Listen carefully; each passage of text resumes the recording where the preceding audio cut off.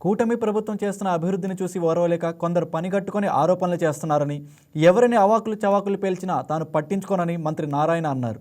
Nellore city నియోజకవర్గ పరిధిలో మంత్రి సుడిగాలి పర్యటన చేపట్టారు. ఆయన డివిజన్లో ఉన్న ప్రభుత్వ పాఠశాలలను మంత్రి క్షుణ్ణంగా పరిశీలించారు. ప్రభుత్వ పాఠశాలలో చేపట్టాల్సిన అభివృద్ధి గురించి అధికారులతో చర్చించారు. ఎక్కడ కూడా రాజీ పడకుండా నిరుపేద విద్యార్థులకు ఉన్నతమైన విద్యను అందించేందుకు ప్రభుత్వ పాఠశాలల రూపురేఖలు మార్చాలంటూ మంత్రి నారాయణ అధికారులను ఆదేశించారు. ఆయా ప్రభుత్వ పాఠశాలలలో చేపడుతున్న పనులను పరిశీలించిన ఆయన చేపట్టాల్సిన పనుల గురించి అధికారులకు దిశానిర్దేశం చేశారు.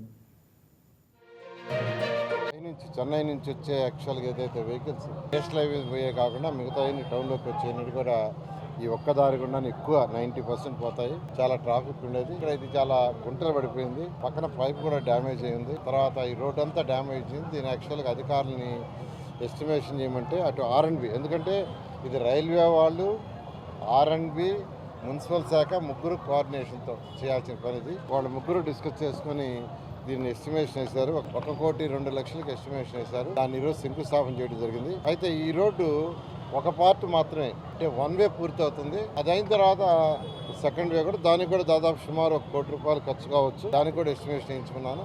రెండు ఒకేసారి బ్లాక్ చేస్తే, రెండు పక్కల ఒకేసారి వర్క్ స్టార్ట్ చేస్తే పబ్లిక్ కి ట్రాఫిక్ ఇబ్బంది అవుతుందనే ఉద్దేశంతో ఒకదాన్ని తీసుకొని చేయమన్నాను. ఇది ఇన్కన్వీనియంట్ కాకూడదు కాబట్టి నేను ఇప్పుడే అధికారులకి ఆ కాంట్రాక్ట్ కూడా చెప్తున్నాను. 31 డిసెంబర్ దీన్ని ఇనాగరేషన్ చేస్తాం. 31 డిసెంబర్, ఇవాళ డేటు 17, 1 నెల 14 రోజులు.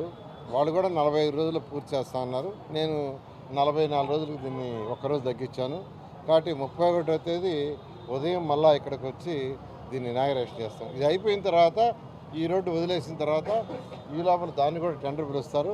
దాన్ని కూడా టేకప్ చేసి మరొక 45 రోజుల్లో దాన్ని కూడా ఫిబ్రవరి 15వ తేదీకి ఆ రోడ్డు కూడా కంప్లీట్ చేస్తామని నెల్లూరు ప్రజలకు తెలియజేస్తాం.